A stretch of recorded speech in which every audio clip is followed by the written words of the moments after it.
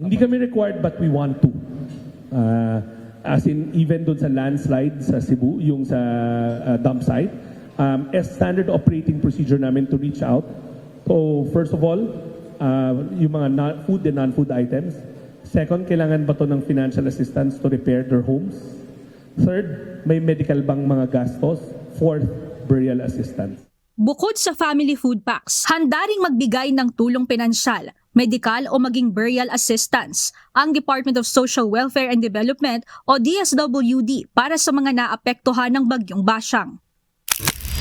Base sa ulat ng Office of Civil Defense, 4 na miyembro ng isang pamilya ang nasawi bunsod ng gumuhong lupa sa Cagayan de Oro na pinaniniwalaang dahil sa malakas at tuloy-tuloy na pag-ulan.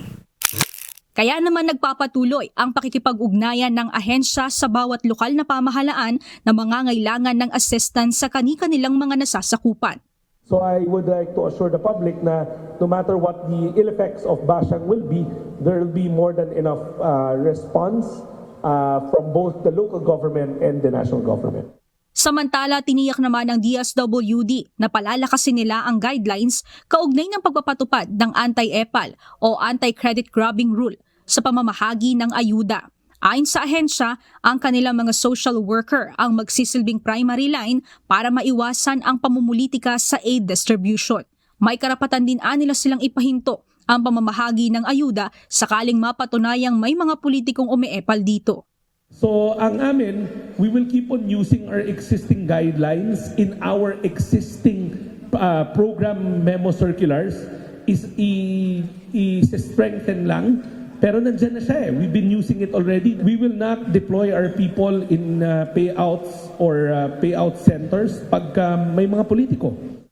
Ipinaliwanag naman ng kalihim na hindi dapat pagkamalian kung minsan ay kinakailangan ng presensya ng local government units sa ilang aspeto ng ground activities ng DSWD. Dapat aniyang tignan ang mga ito bilang service delivery partners ng ahensya. So wag natin isipin na dahil nandun yung local government unit na po-politicize. And if you feel aggrieved dahil na politika ka, there's always DSWD to lodge the grievance. Post nyo na lang sa Facebook account namin together with all the details. We have a very strong grievance mechanism that just monitors all of this. And kami na ang kakausap sa local social welfare and development office. Mia Alonso, UNTV News and Rescue. Diyos ang aming sandigan, serbisyo publiko ang aming pinahahalagahan.